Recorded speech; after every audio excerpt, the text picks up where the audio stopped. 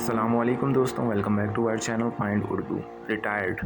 Retired کا مطلب ہے وہ شخص جو اپنے کام یا نوکری سے فارغ ہو چکا ہو اور جو اکثر اپنی زندگی کے آخری حصوں میں ہو۔